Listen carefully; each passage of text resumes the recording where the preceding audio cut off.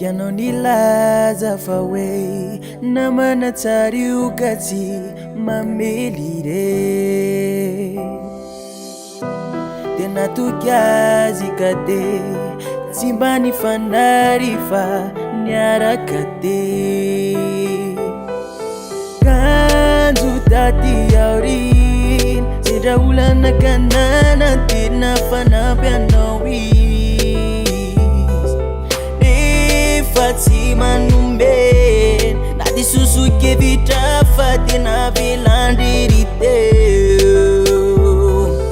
Aza mamatoky olona fa soany nenano io ka ty vozona.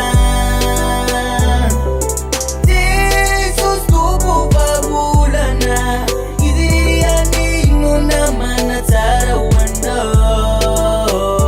Namana tsara tsara tsara Jesus tsara tsara tsy mba mafoy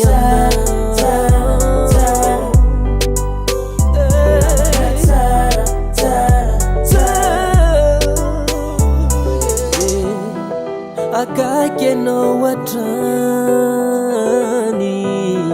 mitsinjo anao eny fô tsy mba manary zany